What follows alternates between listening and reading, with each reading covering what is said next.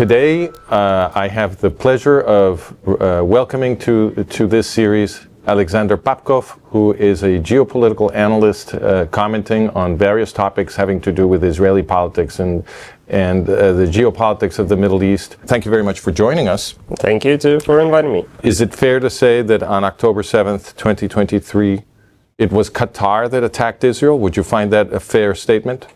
In my opinion, no.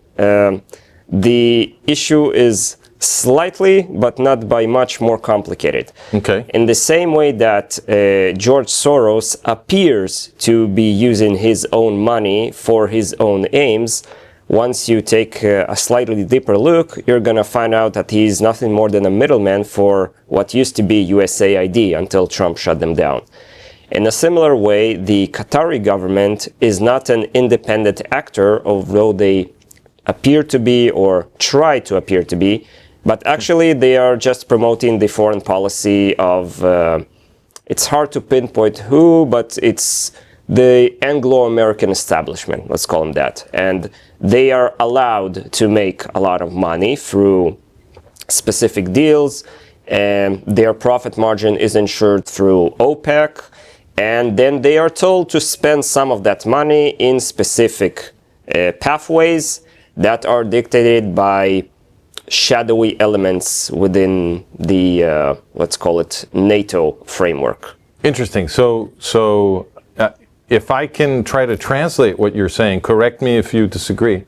It sounds like you're saying that Qatar is actually a tool for laundering the money of the Anglo-American establishment.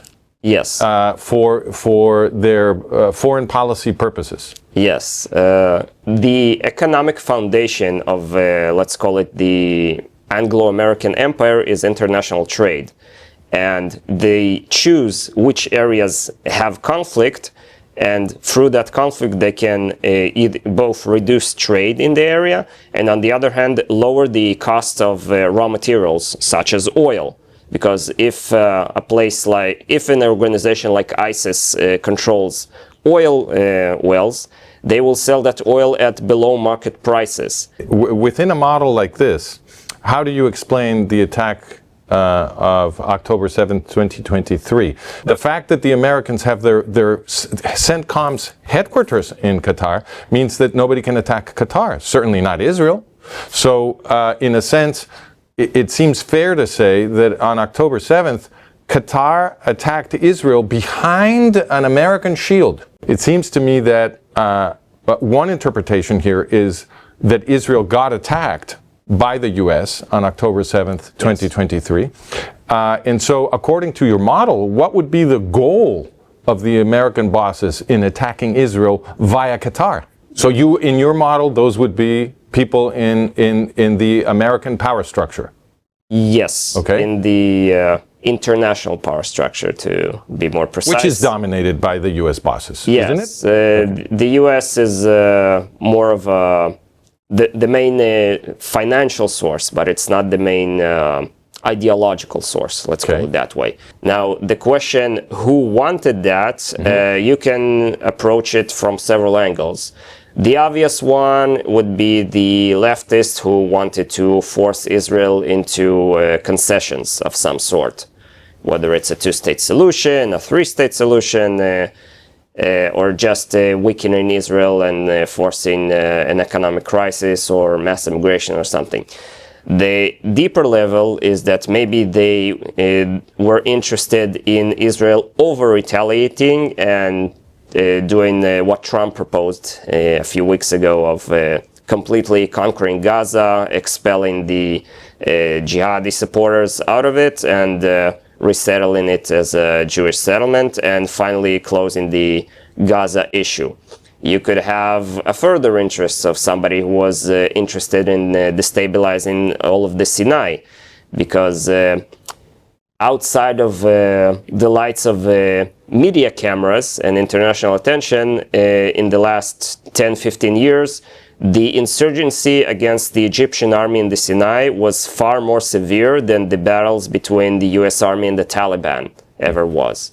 they have more casualties, they use more hardware, but because it's in the middle of the desert and nobody filmed it, then both sides pretend it didn't happen. It seems to me the simple-minded hypothesis, when you find U.S. bosses collaborating or even pushing jihadi forces to launch an attack on Israel, which seems to be what happened here, and let me tell you why I think this is the proper way to describe it, is that Qatar is impossible to defend. Qatar is a tiny little peninsula of sand, entirely flat. It can only be defended if it has a U.S. military base there. If it didn't have that, Saudi Arabia, Iran, almost any regional power around Qatar would have conquered it a long time ago. So, because it has the largest gas reserves in the world, and it's obviously a succulent prize for any regional power. So, given that Qatar cannot survive as an independent state without that U.S. military base, it seems to me that the U.S. bosses have the power to direct Qatari foreign policy. Yes. All they have to do is tell Qatar what to do, and Qatar has to jump. So if Qatar is free to finance international jihadism, and in particular to build Gaza into a Hamas terror structure, which is what they did with their money, then it seems to me the logical inference is that this is all the policy of the U.S. bosses, because they could change it in a second. In almost every country, in every Muslim country that you look at, you have some sort of jihadist insurgency, and you have a government fighting against the jihadist insurgency, and it would be the economic interests of the United States to promote that jihadist insurgency and then sell the solution to the problem to the local government to make sure that both of them are kept within some sort of balance and not achieving actual peace and stability. They're promoting jihadism. If jihadism is in power, they like it to be stable. If jihadism is not in power, then they promote jihadi insurgency. Would you agree with that? Exactly. What you're describing, they control both the inflow and the outflow of jihadist activity within areas. So you're still talking about the U.S. bosses. I'm talking about the people who make foreign policy choices in the United States. That's who I mean. I'm not sure I would call them U.S. bosses because their interests are not aligned with the national interest of the United States. Oh, well, they only appear to be. Okay, so they're not U.S. patriots. Yes. But they are the bosses. They make the state level decisions, so they're the bosses. Okay. The people running the United States in the first half of the 20th century happen to have been eugenicists. Yes. This has been documented with great detail by historian Edwin Black, who's the great historian of eugenics. And what he finds is that the biggest industrialists in the Anglo-American aristocracy, the Anglo-American power elite, they are real aristocrats in Great Britain and functionally aristocrats in the United States. These people were all ideologues of the eugenics movement. And the eugenics movement is the movement that produced German Nazism. And Edwin Black can show that giant amounts of money, diplomatic support, everything were flowing from the United States and Great Britain, from these great industrialists and the aristocrats in Great Britain, to the German eugenics movement that became German Nazism, right? Yes. And they were even assisting the German Nazis during the war after Pearl Harbor, right? So you have a eugenic ruling elite in the United States. They were never removed from power. They stayed in power. The Allies, the Western Allies in World War II, refused to bomb the death camps or even the railroads leading to the death camps. They protected the extermination process. So, given that those people were not removed from power, and given that they returned the Nazis to power in Germany, this is also relatively famous for some of us. It's the historian Christopher Simpson documented that after World War II, the CIA was created by absorbing tens of thousands of Nazi war criminals that formed part of Reinhard Gehlen's organization. The Odessa Network. Yes. No. The Odessa Network was one of the sections that was responsible for the more international levels. Exactly. By the way, this channel should invest some resources in making a show on the amount of Nazis that were sent as delegates to Iran in the 50s to prop up their industry, and how these industries became the Iranian military industry of today. You would find quite a lot of names there. Very interesting. And who sent those Nazis to Iran? The same people who were running Western Germany at the time. Okay. The Allies. Exactly. A few months before the October 7th attack, they had released something like $6 billion for Iran. And after the October 7th attack, they started sending money to Hamas. So it seems to me the general picture, if we see the same eugenicists who produced German Nazism in the post-war supporting jihadism, and remembering that there was a very strong alliance between the German Nazis and the jihadis during World War II, why shouldn't the interpretation be that US bosses are trying to kill the Jews again? It is both correct and immaterial, because let's go back to the other point I asked if you want to mention, the Kalergi plan. It is unfathomable for people who have not researched the issue, but the main supporters of communism are the billionaires. Because when you have some sort of economic system that is based on actual money, you have a chance to lose it. But if the only parameter of whether or not you have property is your standing within the one political party, you can never run out of money. You can always be on the what we have in Israel called budgetary pensions. And when you're a billionaire and you own assets, the state owns the assets, and you ensure through your power within the party that you keep control of them through the political establishment. That is So it's not technically your money, but you spend it as if it were. Yes, that is the essence of fascism. Fascism is just corporatism, yes, where the supposed strong leader is just the head of a council that is composed of the biggest corporations in the country. And the deeper issue is the Kalergi plan. What is their objective? They want to... Tell us what is this plan exactly? There was this Kalergi, I don't remember, he has a long name. He was half Austrian, half Japanese, and obviously people were racist towards him in Central Europe. So he composed a plan. It came up after all of these ethnic rivalries after World War I, between World War I and World War II.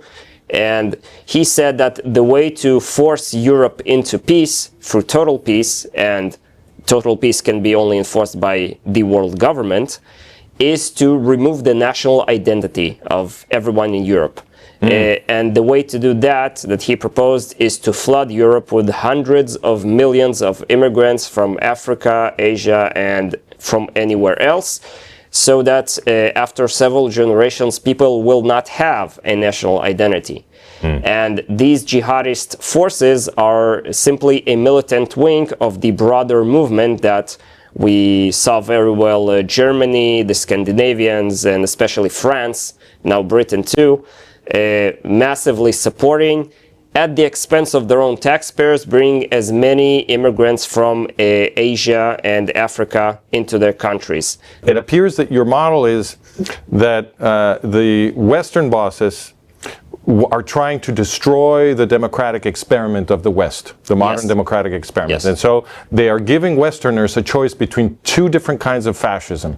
So we go back to traditional Western fascism, or we go forward into jihadi fascism. Exactly. But either way, what they want is fascism. They want democracy destroyed and totalitarianism imposed. Exactly. I happen to think that the Jewish people are key in Western civilization. Yes. We wouldn't have a democratic experiment if it weren't for the influence of Jewish ethics on Western civilization. So it seems to me that it's not immaterial, it's strategic. You guys are very important, because they understand that if you get rid of the Jewish people, you can collapse the entire West into totalitarianism. Yes. And they already did it in World War II.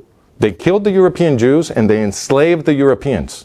And now they're going to try to kill the Jews again, I think, and enslave all of us, all Westerners.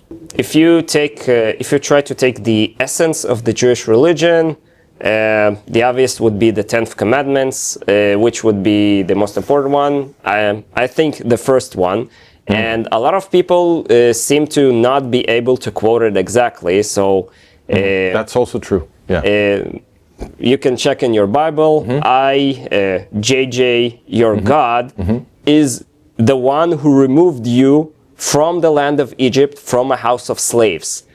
So what does it mean? Egypt, until the stupid communists built that giant dam that blocked the Nile, was the most fertile place on the planet. It was the easiest place to live in, to grow food, to have a family, all that. But it was a house of slaves.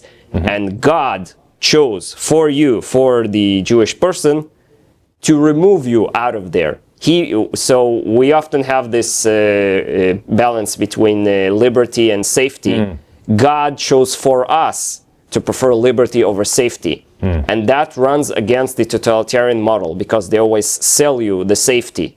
That's what all the dictators promise. And the safest place to be is inside a prison cell. Jewish civilization was born in a slave revolt. Jewish law was born in a slave revolt. And what we Westerners have learned over the centuries from the Jewish people is how to fight for freedom. Yes. How to fight for our individual rights and to liberate ourselves from oppressive government. So I think the totalitarians of other centuries and the totalitarians of this century have always understood that if they want to enslave all of us, all Westerners, they have to start by destroying the Jewish people.